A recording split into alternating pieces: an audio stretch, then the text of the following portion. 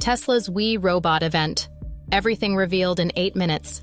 Welcome to the We Robot party. We have quite a show for you tonight. I think you're going to like it. As you can see, I just arrived in the robo-taxi, the cybercab, and there's 20 more where that came from. So they've been traveling.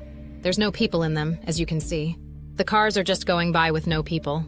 And we have 50 fully autonomous cars here tonight. So you'll see Model Ys and the cybercab, all driverless. You'll be able to take a ride in the cybercab. There's no steering wheel or pedals, so I hope this goes well. I think the cost of autonomous transport will be so low that you can think of it like individualized mass transit. The average cost of a bus per mile for a city, not the ticket price because that is subsidized, but the average price is about $1 a mile. Whereas the cost of a cybercab, we think probably over time, the operating cost is probably going to be around $0.20 a mile. And price, including taxes and everything else, probably ends up being $1.30 or $1.40 a mile. So yes, and you will be able to buy one. Yes, exactly. And we expect the cost to be below $30,000. We do expect actually to start fully autonomous, unsupervised FSD in Texas and California next year.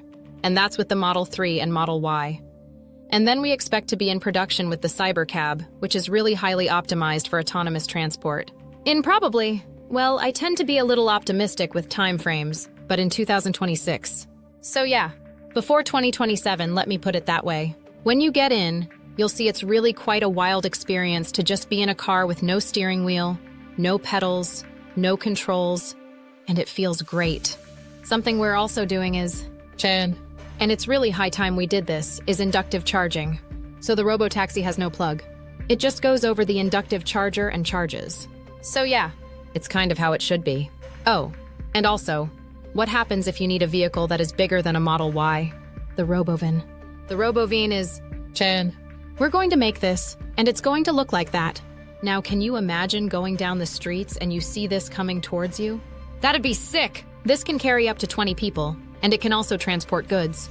So you can configure it for goods transport within a city, or transport of up to 20 people at a time. So this is going to... The RoboVan is what's going to solve for high density. So if you want to take a sports team somewhere, or you're looking to really get the cost of travel down to, 5-10 cents a mile, then you can use the RoboVan.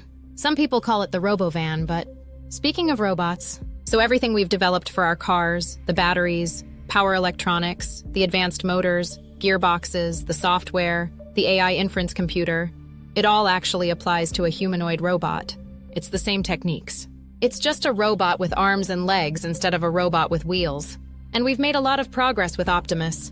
And as you can see, we started out with someone in a robot suit. Sort of that.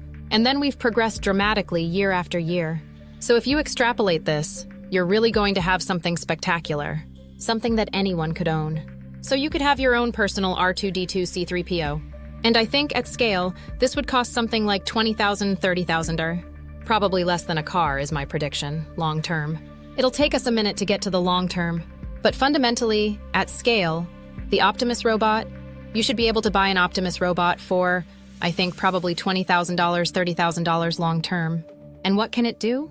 It'll be able to do anything you want. So it can be a teacher, babysit your kids. It can walk your dog, mow your lawn, get the groceries. Just be your friend, serve drinks.